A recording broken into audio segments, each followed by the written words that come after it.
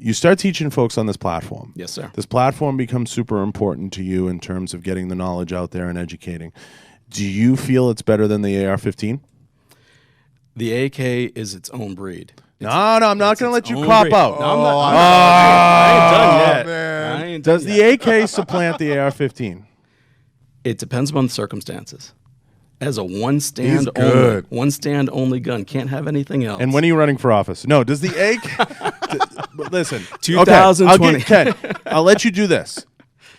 In what capacity does the AK... Because reliability it does. There's no question. Yep. What else? What else? So...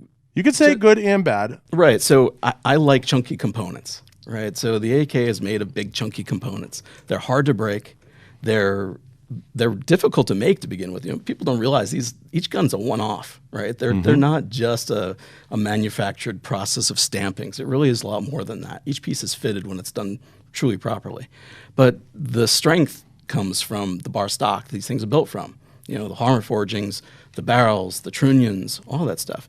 You know, our ARs, our beloved ARs, I love them. I shoot piston pushrod ARs because I like the piston style systems. That's just a personal preference. DI is perfect as well. It runs great. But when we get back to that AK, I can put them in the mud.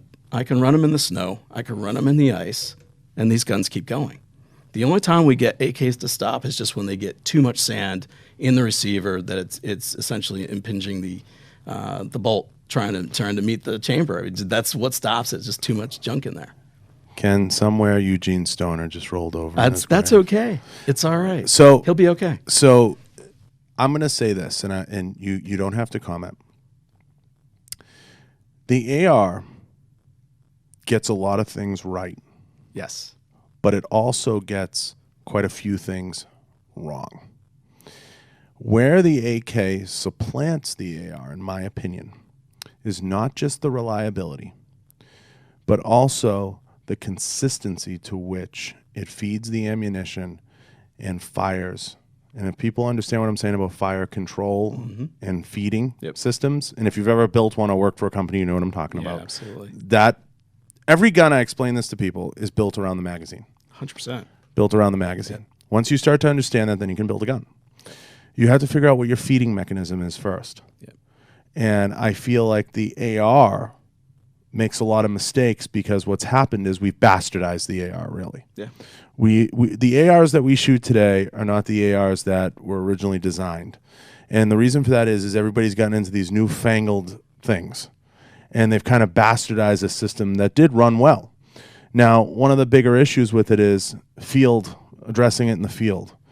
The AK is a lot easier to fix in the field, in my opinion. Yeah, less parts. Less parts. And it's a lot easier to pick one up on the ground because there's always going to be more of them. Now, I don't think there's a better, and I'm not going to cop out, but I still think the AR in terms of modular, erector set, tweaking, gets it really right. And that's what appeals to everything about us in this country. And it's an adult Lego set. Because we like tinkering. Yeah, absolutely. So the AK definitely fails in the tinkering department, which is a huge, you know, the DIY and do-it-yourself and that whole crowd love ARs for that reason. Yeah, the AR is, again, it's the adult Lego set. You can do just about anything you'd like with it with a minimal amount of knowledge. What does the AR have to do to get the reliability of the AK? Do you feel like the piston system accomplishes that, or do you feel like it still falls a little short to the AK? I feel it gains a lot having the piston pushrod system. You know, the transfer of heat happening out at the gas block rather than coming back into the receiver components, that certainly is a help. You know, where it's blowing out extraneous environmental material, that's also a help. The components, they're heavy. That's usually the complaint. You go from a DI gun, you get that simple little tube, to having a stainless steel rod and some springs and a heavier gas block. That's definitely a detriment to a lot of people, but it's what you trade off for that additional reliability and heat distribution.